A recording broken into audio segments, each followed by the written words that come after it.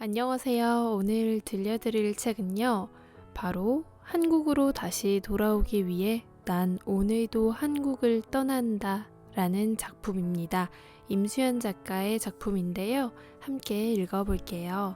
먼저 작가 소개부터 해볼게요. 임수연.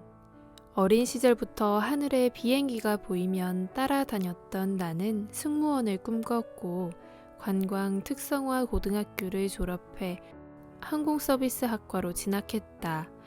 그리고 그 꿈을 이뤘다.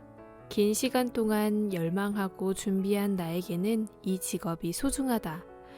비행하다 보면 생각지도 못한 일을 겪고 사람을 만난다. 승무원이라 할 수 있었던 일들, 만날 수 있었던 사람들이라 생각한다. 기회가 된다면 많은 사람들에게 비행 이야기를 더 들려주고 싶다.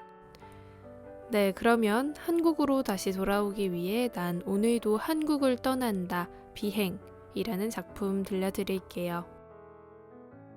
나에게는 언제나 공항으로 가는 발걸음이 무겁다. 오늘 승객은 몇 명일까? 함께 근무하는 승무원들은 어떨까?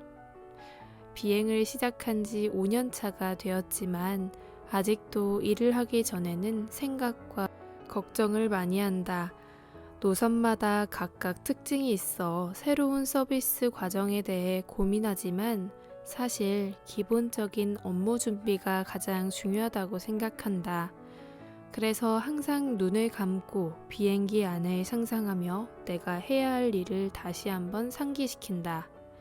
비행기에 들어가서 제일 먼저 해야 할 일은 케이터링을 받을 때 실수하면 어떡하지?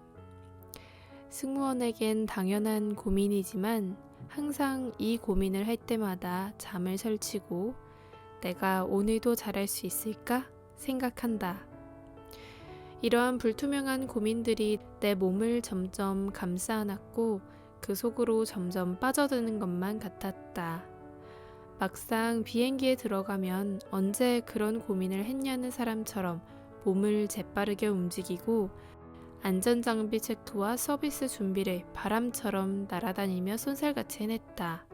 그리고 손님들이 탑승을 하면 이제 하늘에서의 삶이 시작된다. 35,000피트 상공에서 생일 파티. 독일에서 베트남으로 향하는 기내 12시간이 조금 넘는 비행이라 이렇게 긴 시간 동안 해야 할 일은 10가지가 넘는다. 기내를 지나다니며 객석을 일일이 살핀다. 승객의 안전과 표정, 몸 상태를 수시로 체크하는 건 승무원으로서 제일 중요한 임무이기 때문이다.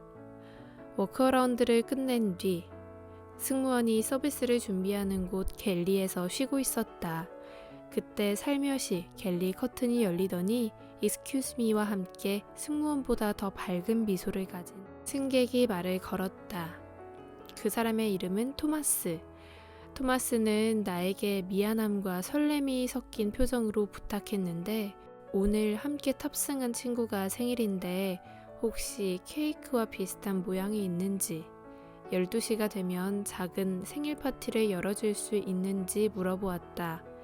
하지만 몇몇 승무원들의 표정은 시큰둥했다. 왜냐하면 기내에는 현재 준비되어 있는 케이크가 없으며 밤 비행인데 생일 파티를 할 경우 많은 승객들이 잠에서 깰 수 있으며 모든 책임은 승무원에게 돌아가기 때문이다.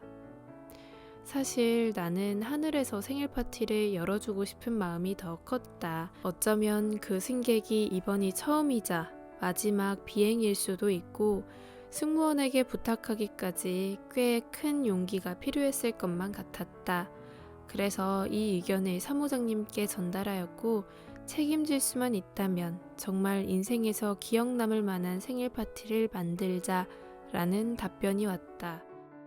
12시 되기 20분 전 우리는 분주해졌다. 최고의 생일 파티를 선사해주고 싶었다. 기내식 카트를 하나하나 열어 트레이에 있는 디저트들을 다 찾아보았다. 동료 승무원이 나를 보며 손동작이 얼마나 빨랐는지 생활의 달인에 나오는 사람인 줄 알았다고 했다. 정말 극적으로 5개의 디저트 빵을 찾을 수 있었고 촛불 모양을 내고 싶어 칵테일 만들 때 휘젓는 주황색 막대기를 가운데에 꽂았다. 휴지로 꽃 모양을 만들고 향긋한 샴페인을 준비했다. 손목시계에 있는 시계바늘이 12시를 가리키기 30초 전, 우린 승객의 뒷좌석으로 살금살금 다가갔다. 그리고 비행기의 천장 조명이 무지개 색깔로 비추기 시작했고 12시에 해피 버스데이가 시작되었다. 그때 이 말과 동시에 주변에 있던 승객들이 몸과 고개를 돌리며 박수와 함께 생일 축하해 주었고 케이크를 조심스럽게 가져가던 나도 이 반응에 깜짝 놀랐다. 토마스의 친구는 눈동자가 글썽글썽 해줬고 우리에게 땡큐만 10번 이상 해주었다. 알고 보니 이 비행이 마지막 여행이라고 했다. 마지막 여행을, 생일을 비행기에서 아름답게 장식해 기억에 남게 해줘서 고맙다는 말을 듣고 나도 모르게 울컥했다.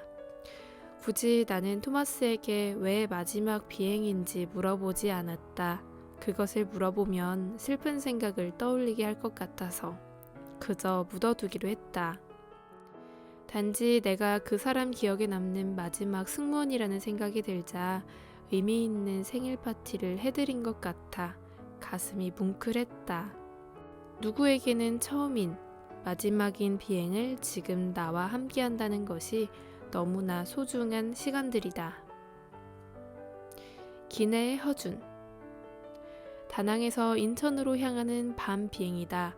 나는 휴양지에서 밤 비행으로 돌아가는 업무에 항상 긴장을 많이 했다. 이러한 비행 구간은 사람들이 현지에서 맛있는 음식을 많이 먹고 탑승한 채로 몇 시간 동안 앉아있기 때문에 소화가 잘 안 되어 응급 환자가 자주 발생하기 때문이다. 그래서 나는 승객이 탑승할 때마다 한 사람 한 사람의 얼굴을 보며 안색을 살폈다. 이륙 준비를 할 때도 승객의 표정과 행동을 주의 깊게 살피며 오늘도 아픈 사람 한 명 없이 비행이 무사하길 속으로 기도했다. 이륙 후 저녁 식사 서비스를 준비하고 있던 찰나 베트남 승무원이 나를 급하게 찾았다. Where is Korean cabin crew? Please help Korean passenger. 나도 너무 놀란 나머지 갤리를 뛰쳐나와 그 승객이 있는 곳으로 허겁지겁 달려갔다. 그곳에는 중년의 여성 승객이 구역질을 하며 배를 움켜쥐고 있었고 비행기를 타기 전에 많이 먹어서 소화가 잘 안 된다고 했다. 그래서 기내에 준비되어 있는 응급 상비약을 꺼내 약을 권해보았지만 기존에 복용하는 약이 있어서 다른 약을 복용하게 될 경우 문제가 생겨 불안하다며 활명수처럼 간단하게 마실 수 있는 것이 있는지 요청하셨다. 이때 나는 순간 번뜩였다. 어렸을 적 내가 배가 아플 때면 할머니께서 만들어주셨던 생강차. 생강차는 구역질을 진정시키고 소화를 도와주는 효과까지 있다. 하지만 기내에 생강이 어디 있을까 의문이 들었다. 당시 비즈니스 클래스를 담당하는 나는 사이공 선라이트라는 칵테일을 만들 때 생강이 첨가된다는 걸 떠올렸고 바로 갤리로 달려가 생강을 찾았다. 차를 만들기 위해서는 생강을 작게 빻아야 했다. 카트 안에서 빻을 수 있는 도구를 찾았고 생강을 콕콕콕 눌러서 약간의 즙이 나오게 한 다음 그것을 뜨거운 물에 넣었다. 혹시라도 조금 맛이 쓰거나 떫을 수 있으니 꿀을 한두 방울 떨어뜨렸다. 정성스럽게 만들어진 생강차를 아픈 승객에게 드림과 동시에 어머니 제가 만든 생강차니까 더 빨리 나으실 거예요. 걱정하지 마세요. 말을 남겼다. 그 뒤로 다행히 편안하게 주무시고 비행을 마치셨다. 당시 주변에 있던 승무원들이 나에게 도대체 어떤 차를 드린 거냐며 물어봤다. 다음에 이런 일이 또 발생했을 경우 베트남 승무원들이 생강차를 승객에게 드리면 좋겠다는 생각이 들었다.